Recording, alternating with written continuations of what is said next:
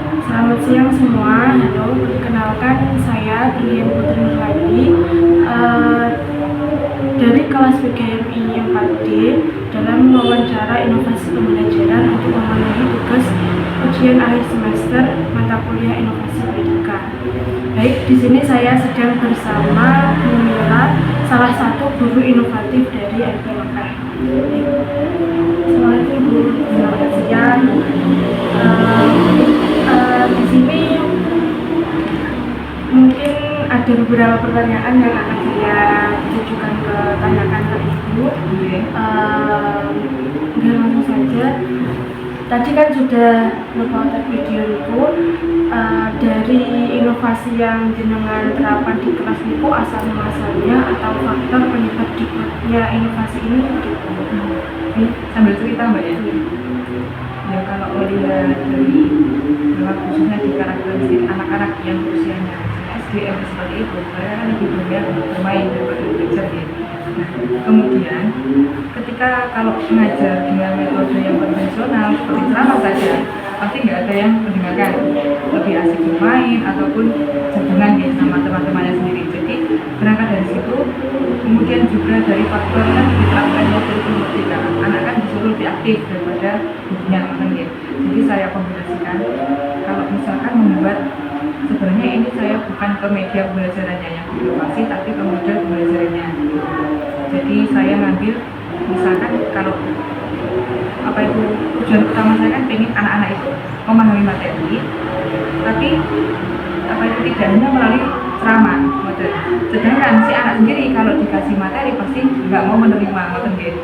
Jadi kalau berdasarkan dari itu saya buat kayak misal kalau dikasih project, kalau misalkan kan macam-macam ya. Kalau kemasan yang hari ini buatnya itu dalam media kertas, kadang saya juga membuat langsung praktek dan lain sebagainya tergantung mata pelajarannya. Jadi saya buat seperti ini tujuannya supaya anak itu lebih aktif diskusi. Selain diskusi nanti biasanya anak-anak yang cenderung pendiam. Kalau ceramah kan siapa yang tahu langsung angkat tangan gitu ya. Nah kalau anaknya pendiam kan nggak mungkin dia bisa berargumentasi kan. Jadi kalau melalui seperti ini saya kumpulkan anak yang berminat pembelajaran sama yang anak yang cenderung diam, saya kumpulkan di situ melalui LKPD ini justru anak-anak akan diskusi gabungan bareng-bareng dan saling bertukar pikiran, brainstorming, kemudian nanti bisa mengutarakan pendapatnya. Nah kalau sudah nanti saya arahkan untuk ke depan menjelaskan kepada teman-temannya supaya mereka juga bisa belajar selain berdiskusi di belakang layar, mereka juga bisa aktif di depan kelas. Terus waktu kapan inovasi ini dicetuskan atau dirancang? Kurang lebih mulai kalau pribadi dari saya itu sudah mulai pakai LKPD seperti ini di awal semester 1. Jadi waktu dulu anak naik dari kelas 3 kelas 4 ya, ini kan kelas 4. Jadi di awal itu sudah saya terapkan LKPD seperti ini. Kurang lebih 11 bulan lebih. Terus siapa saja Bu yang terlibat inovasi membuat LKPD seperti ini? Kalau LKPD-nya dalam bentuk kertas seperti ini, itu dari saya sendiri sudah bisa. Artinya saya tidak melibatkan pihak lain. Tapi kalau misalkan LKPD-nya itu seperti kadang saya juga pakai media, pakai televisi dari sekolah.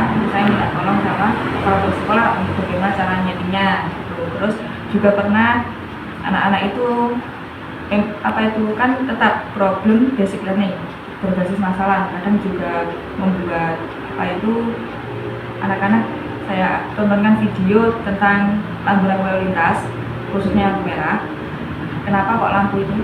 Contoh Mbak ini ya, kenapa kok lampu setelah merah bisa kuning, hijau, enggak hidup semuanya bersama. Sedangkan kalau kita nyalakan stop kontak atau kan langsung hidup nyala semua lampu. Terus anak-anak pikir gitu, kok bisa ya? Kan mereka kayak berpikir lagi tuh. Terus kemudian bersama-sama saya ajak buat rangkaian listrik sederhana. Itu kan ada di materi IPA kelas 4 ya, semester 2 kalau misalnya.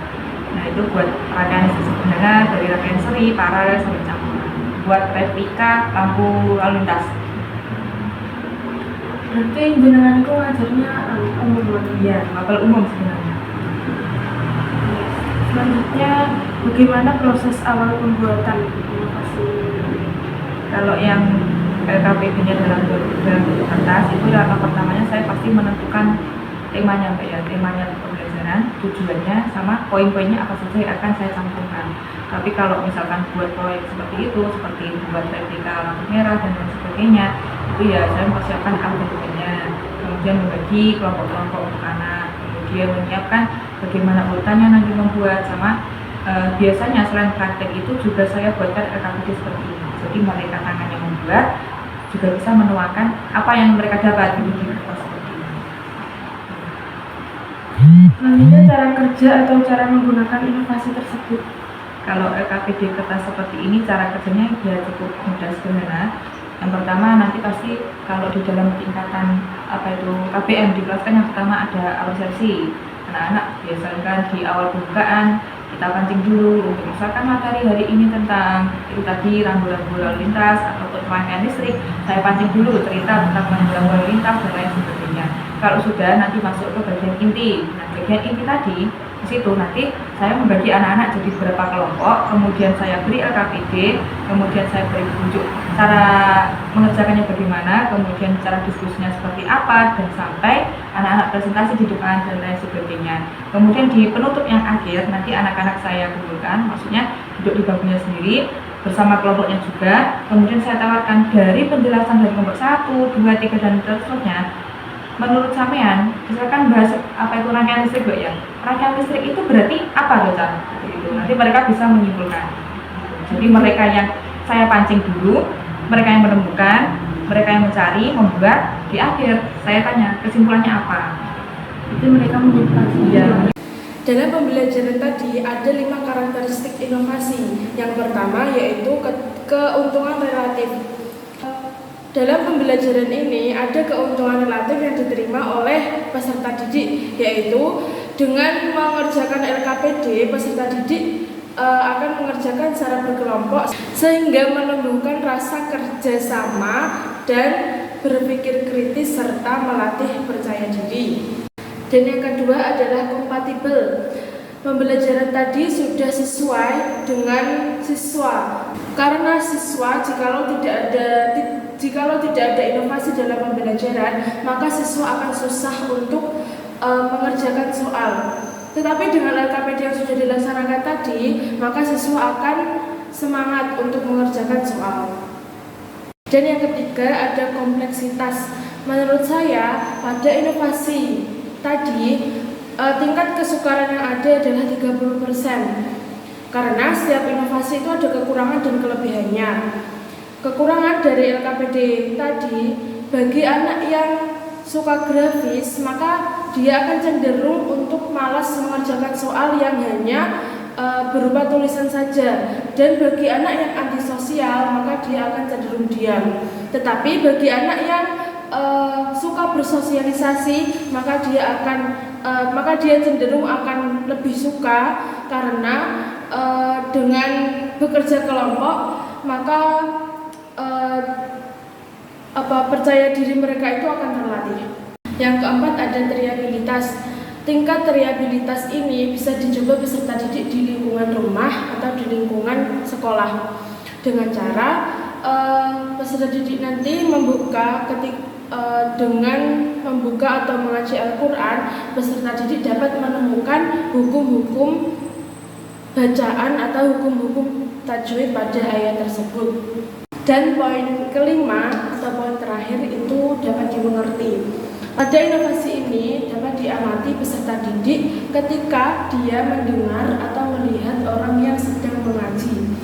Dan peserta didik dengan tingkat kepercayaan diri yang tinggi, dia akan membenarkan bacaan Al-Quran orang tersebut. Baik, mungkin cukup sekian wawancara dan penjelasan dari saya pada mata kuliah inovasi pendidikan ini.